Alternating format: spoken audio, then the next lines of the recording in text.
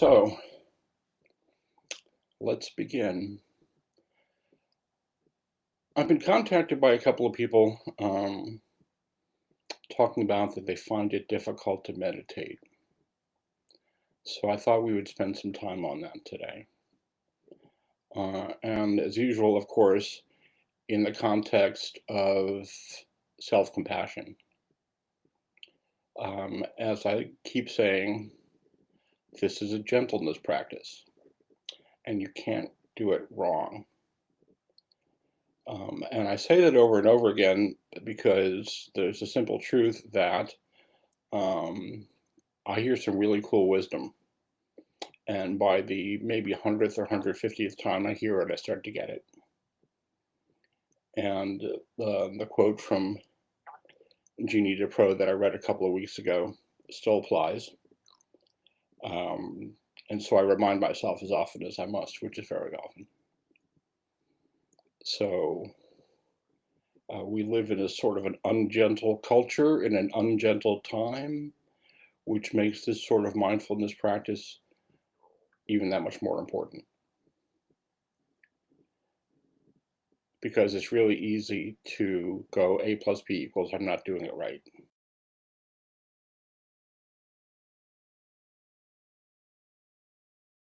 And those are fallacies. So we're going to meditate for a while, and then I'm going to talk about what in Buddhist circles are known as the 5 hindrances and framed as a path towards self-compassion. So I invite you to find a comfortable and alert posture.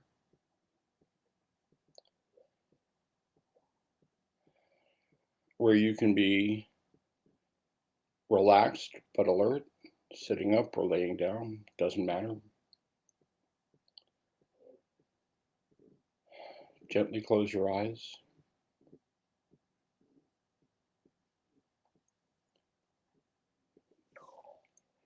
Let's take a few deep breaths.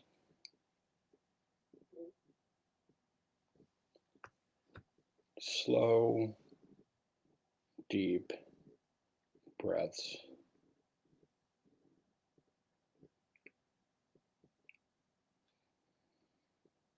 Just breathe into about 75% capacity and exhale slowly.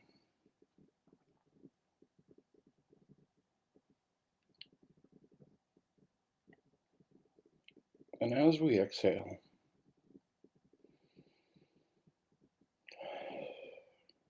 we're just slowly relaxing our body. Gently, to whatever degree we can, without worrying or being concerned or asking whether we're doing it right.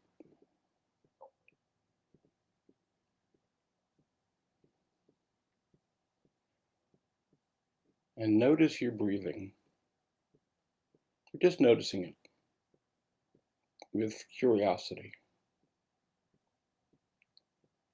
We're not trying to focus. We're not trying to do anything with it. Just taking some slow, deep breaths.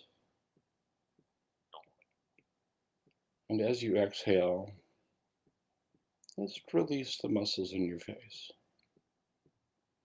Our faces do a lot of work. You might want to drop your jaw open a little bit and then just close it slowly, just to release those muscles.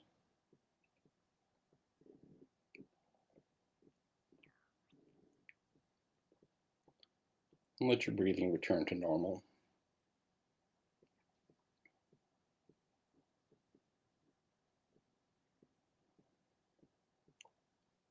And as you exhale,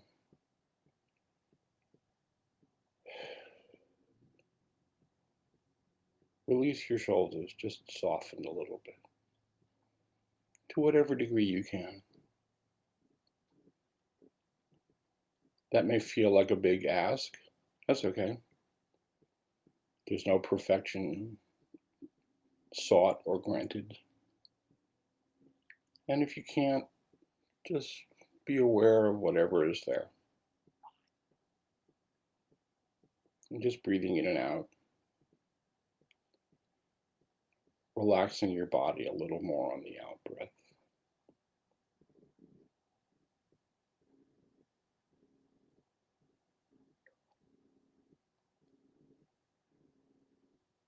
And now soften your chest.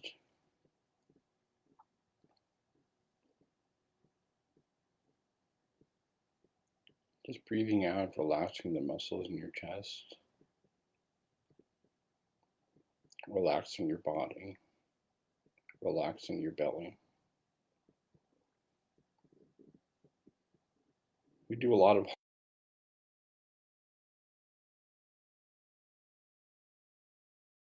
relaxing your diaphragm.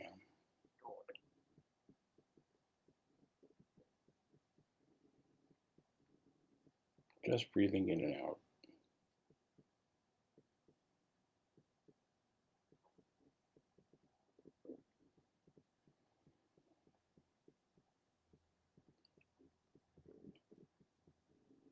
Thoughts may come.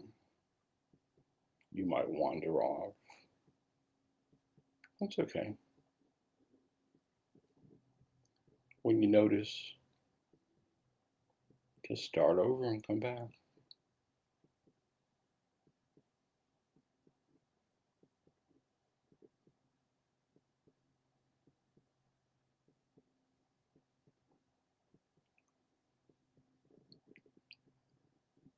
And now let your attention, your awareness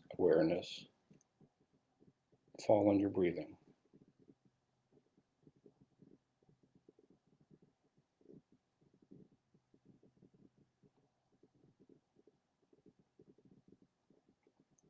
Noticing that you're breathing in, noticing that you're breathing out.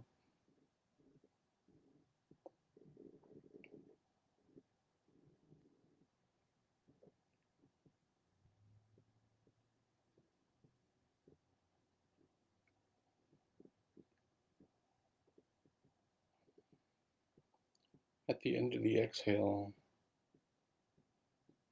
if you can, notice the end of the exhale. You may notice your diaphragm relaxing at the end of the exhale. And then when the exhale transitions into an inhale,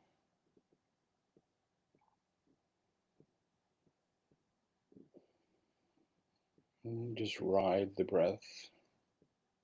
Notice the length of the inhale and where it ends.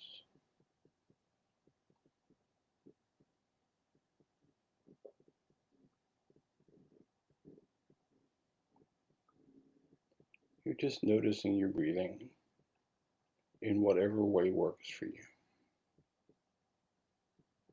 Some people follow their belly or chest moving up and down. Some people follow the breath moving in and out of the nose.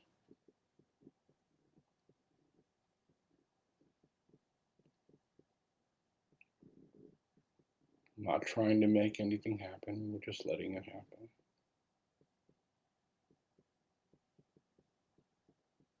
One breath at a time.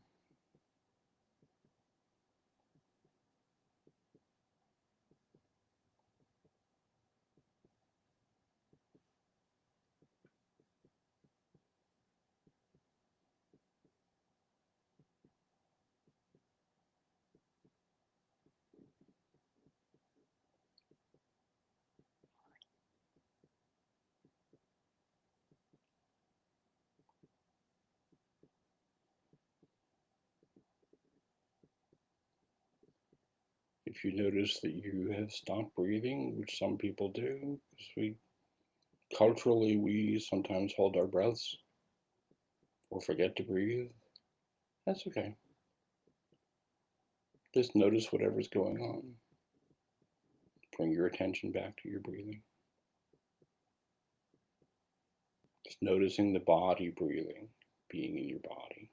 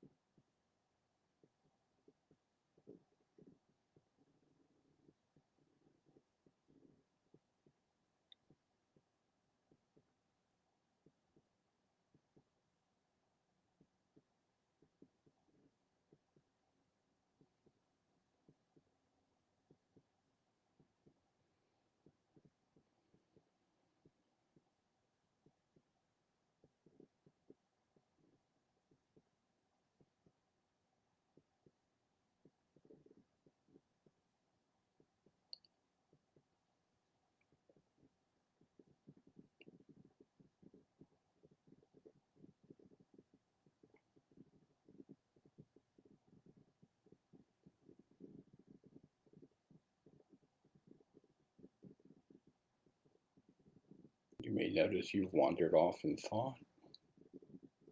That's okay. It's the function of the mind to do that.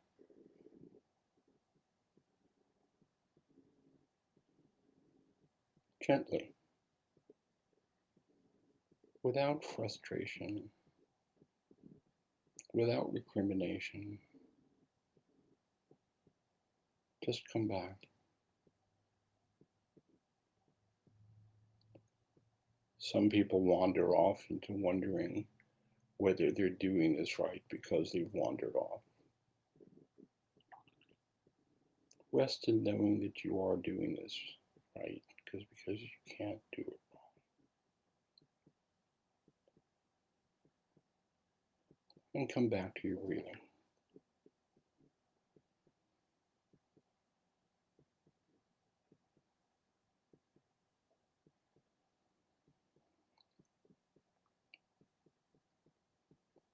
You may notice what it feels like to have your body touching the seat, your feet on the floor,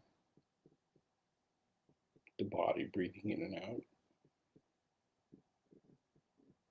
Just resting in awareness of the body breathing.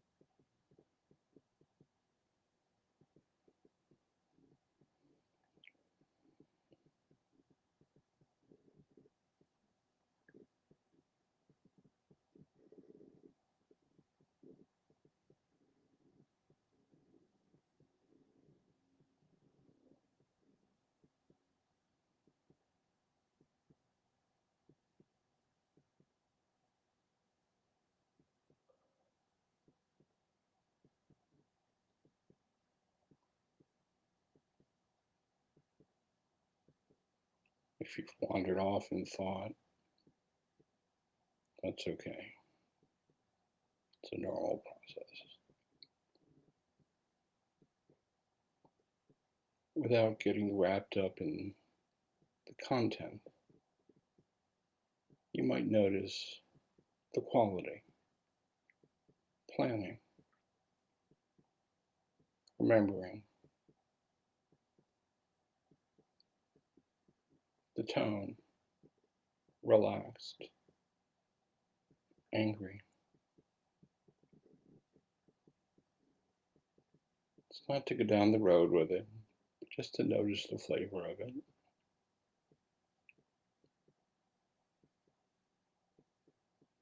Thinking as a process, not as content. Just notice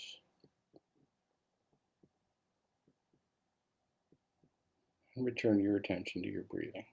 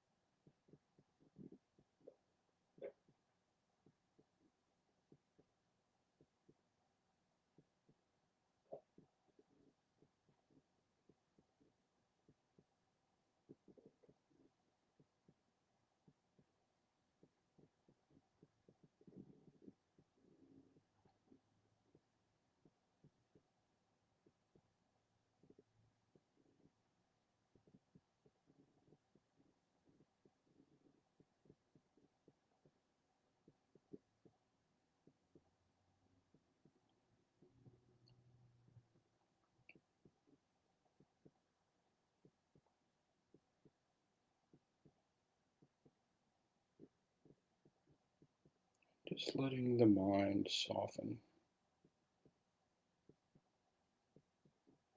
relaxing the thinking muscle,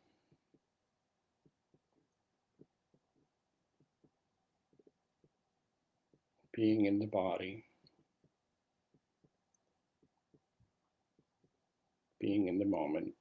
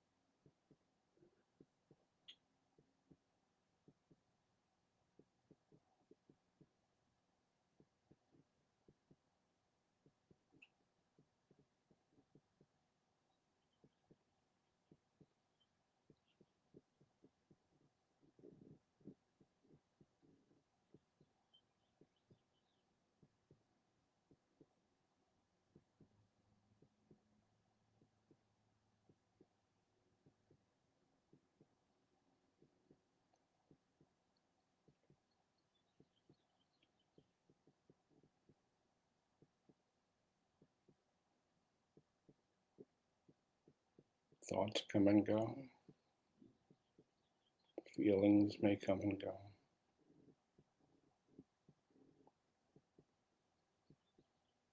We can just sort of watch them like a cloud going by.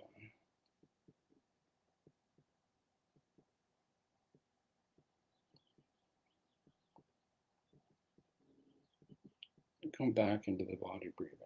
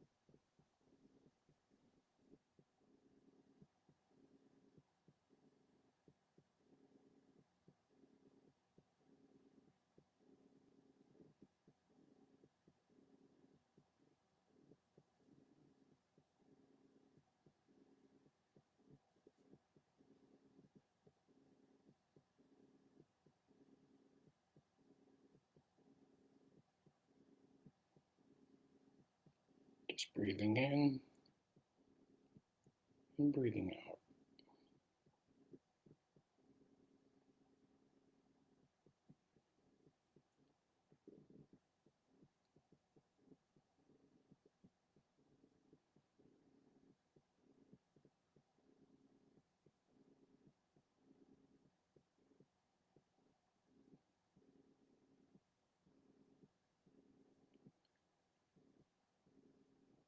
And as we approach the end of this sitting, reminding yourself that you're in the present moment.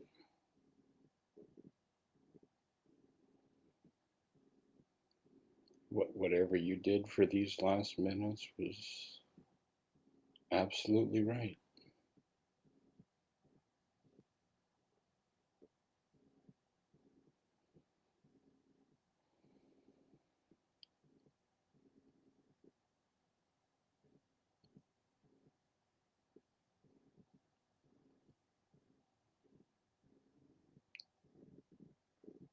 Being aware of the energy, whatever relaxed, calm you may be experiencing, if that's where you are. But letting your calmness and compassion radiate.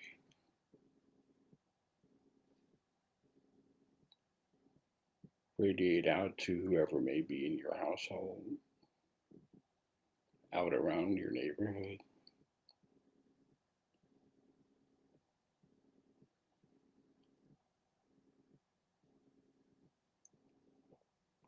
The benefits of this meditation radiating out to all beings everywhere. May whatever benefit we receive from these practices radiate to all beings everywhere. May all beings be happy. May all beings be well. May all beings be safe.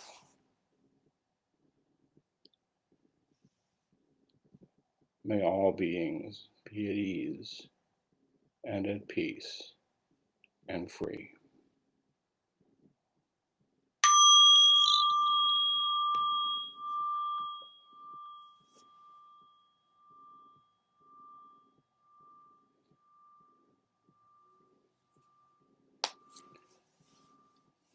Thank you for your practice.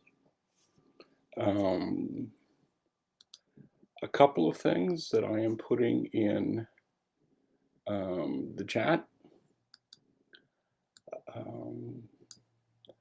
I will be substitute teaching tomorrow night at 7:30 for my friend Laura Cannon at Soul Community Meditation.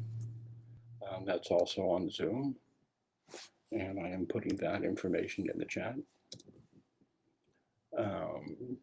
I am reminded that substitute teaching, I am reminded of the way we used to treat substitutes when I was a teenager in the Bronx. And I'm counting on this group to be a little more gentle than that. Also, there's a Facebook group for this meditation practice, Indiana Insight Meditation. Feel free to join it. These Sunday sessions are being recorded and broadcast live on Facebook Live, and recorded and are available there. Also, if you feel moved to make a donation for these teachings, it's not a request, it's just if you feel moved, there's a link there to my PayPal. So, a couple of people have contacted me over the weeks. And I was a therapist in private practice for 20-something years and taught people to meditate fairly regularly. And people would come back and tell me it's really difficult, or talk about how difficult it is for them. And it was usually some version of A plus B equals, I think I'm doing it wrong, therefore I am wrong. And I say over and over again, you can't do this wrong. And having said that, there are essentially 5 traps people fall into that make what would otherwise be a gentle experience an opportunity for self-criticism. And on the subject of self-criticism, if that was ever going to help, it would have helped by now. It would have helped 20 years ago, but it hasn't really improved anything. So the first of the 5 is desire. What I mean by that is you're meditating, and whatever experience you're having, you want it to be something else. You expect it to be something else. I think my mind should be more quiet. I think I should be less distracted. I think I shouldn't have that itch in the back of my head. I think I should be calmer. I think I should something or other. Wanting it to be something more, wanting it to be something different. And the truth is, it is what it is, and it is what it's supposed to be. Sometimes I'm meditating. I meditate in the mornings and I meditate in the evenings. And sometimes I'm meditating and it's really quiet up in my head. I feel really calm and relaxed. Sometimes I'm meditating and my body feels tense and twitchy and there's all kinds of noise. I worked in pop music radio in the 1970s, and now it's just a form of pollution. I'm meditating and I hear Leo Sayer. Oh my God. Or the Captain and Tennille, who and Jill knows something about my head for music. Um, from when I used to get paid a little above minimum wage to spin those discs at 3 o'clock in the morning. It's all okay. Bow to it, recognize it, move on. And with mindfulness, you can watch the entire arc of those desires and just sort of like watch them like a movie as you're sitting in meditation. Because they're going to come and they're going to go, and you're going to be the same and okay regardless. And the mind will flit to something else in a couple of minutes, if that long. The next thing that makes it difficult, the hindrance, is aversion. I don't want to do this. I feel uncomfortable. I was meditating the other night and my back started to just feel tense. And I thought, oh, this is going to be a challenge. And I heard that piece go to, oh, well, something's wrong. You're screwing this up. You should be much more relaxed. You should be okay with this. Anytime I hear the word should in my thought stream, I'm wandering into territory that I don't really need to wander in. And then it's really easy for me to say, well, I'm doing it wrong because I'm wandering into that territory. And then it just gets like circular. So I'm meeting whatever experience I'm having with some form of aversion and resistance. Don't want it. When my grandson was 2 years old and something happened that he didn't like, he'd go, don't want it. So I refer to that now as channeling my inner 2-year-old. Don't want it. We also taught him when he was 2 to say, yo, mama, when his mother walked in the room. Everybody was really amused except her, which made it really funny. He doesn't remember that. He's in college now. But I meet that with some sort of aversion, and I want to push that away. I want to not have that experience. And that just adds tension to my body and helps me feel like I'm doing something incorrectly. And when I experience that, what I need to remember is this is just a normal part of meditating. And the art of mindfulness is just observing that like it's a phenomenon. It's going to come, it's going to go. And I've been meditating since 1991. I mean, I first learned about meditation in my teens, but I've been meditating pretty steadily since 1991, and I still meet this stuff. And it's an opportunity for gentleness. It's an opportunity to affirm, I'm okay. This is just normal. Oh my God, I'm normal. I'm boring. I like that. It's all okay.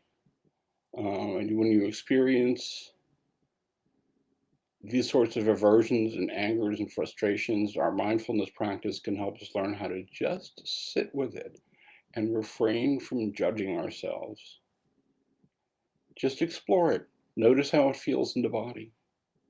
Notice whatever kinds of thoughts it generates. Last week we talked about mindfulness of thought, and one of the things is true. Thoughts are real, but they are not true. They're real in that we hear them and they present themselves to us as real, but they are not truths. The next hindrance is restlessness. I'm sitting, I'm meditating. When's the damn bell gonna go off? This is taking too long. There's something else I need to tend to. I need to make that phone call.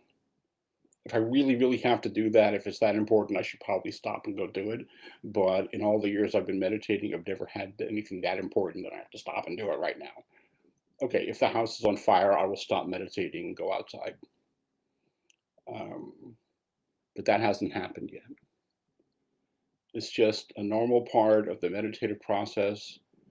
And if it's that important, I should get up and do it, but I don't need to do it. And it's important to recognize these things as it's just energy. The body flows and experiences all kinds of energies all the time. Sometimes it feels pleasant, sometimes it's unpleasant, sometimes we feel happy, sometimes we feel sad, sometimes we want to feel like we need to get up off the chair and move around. That's just energy.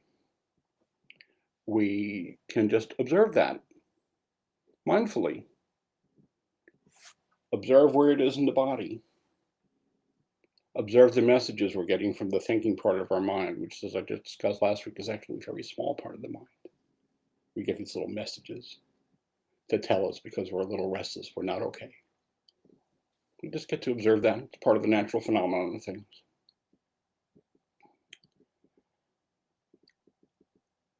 I'm reminded of the very first ever Zen sitting I ever went to. Was in the Bedford-Stuyvesant section of New York. The teacher was Sun Sanim. If you want to know more about him, Stephen Mitchell wrote a really great book called Dropping Ashes on the Buddha. And his dialogues with Sun Sanim. And I remember there's a takeaway from that I remember, which is basically don't worry about it. He said, be like Cat, this thick Korean accent of his that was just really great. Cat no say, who am I? What am I doing? Cat no say, I am Cat. Cat just say meow.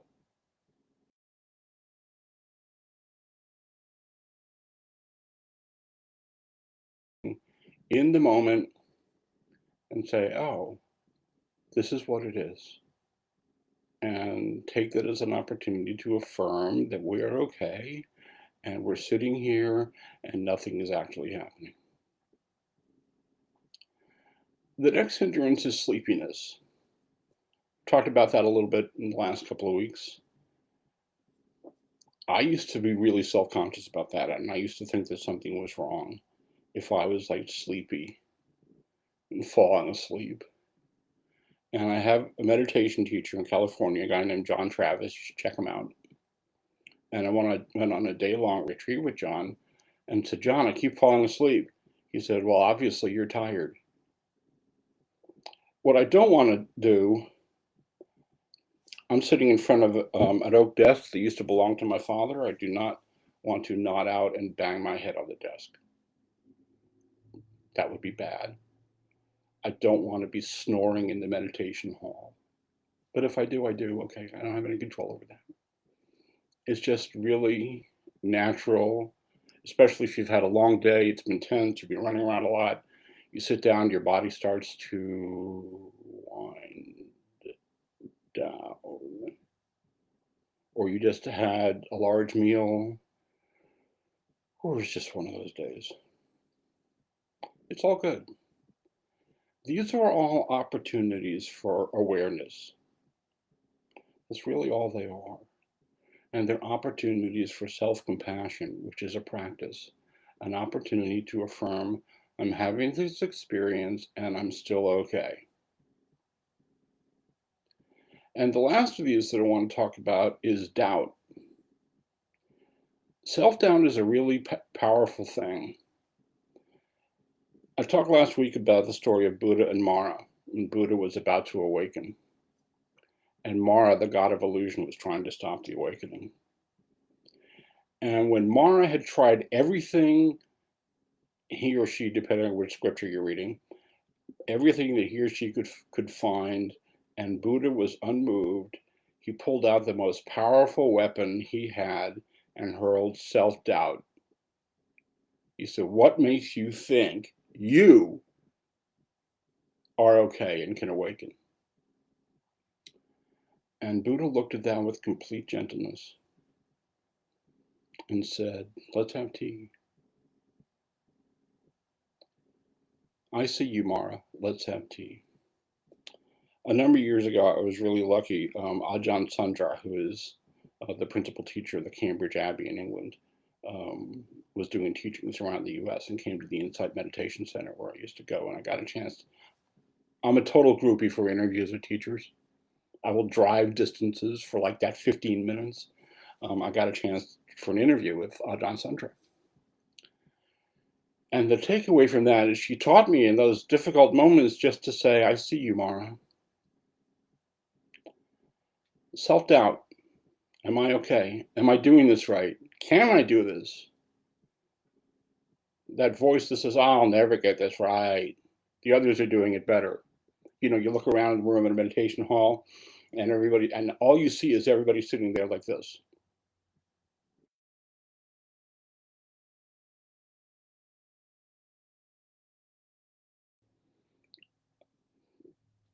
Their back muscle tightening up, the numbness in their feet.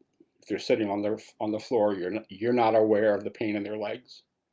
You're not aware of the voices in their heads, but we look around and we see everybody sitting still, and we think they're doing it right and we're not. And they're all having the same experience that we are. I was on a meditation retreat with my teacher, Gil Fronsdale. This is years ago. And there was a woman sitting in front of me. Her name is Diane Clark, and she teaches online through the Insight Meditation Center in Redwood City. You can go to their website because they stream all that. And she was sitting in front of me, and she seemed so still for like the whole week. And when we came out of a week of silence, and I mentioned, "Wow, it's just so great sitting behind you. You seem so still all the time." She laughed and said, "I was fidgeting around constantly." We look around the room, we think everybody is doing it right except us. And everybody's having the same experience. It's all some version of "I'm not okay." But we are okay. We're just having like this natural human experience. So we can look at all of these things, and these are the 5 that are most commonly talked about in the Vipassana and Theravadan schools. But there's probably infinitely more.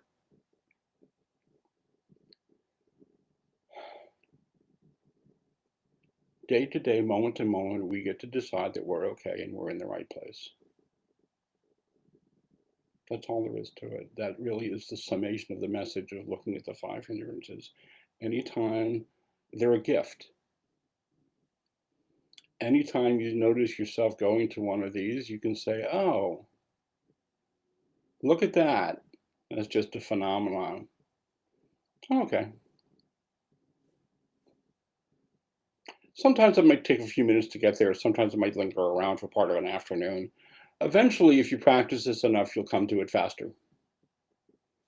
You're meditating and you're noticing that you're not breathing. Okay, congratulations. You noticed before you fell over. You're meditating and you notice that you're contemplating that meeting you have with your boss tomorrow, as if doing anything about as if that in the present moment will change anything that might happen tomorrow. And you can go to, or you can go, "No, look at that. I did that. I'm doing that. I'm noticing that. Isn't it cool? I'm noticing." Just come back to where you are. In the end, decide you're okay, because you are. Come back to where you are. Thank you.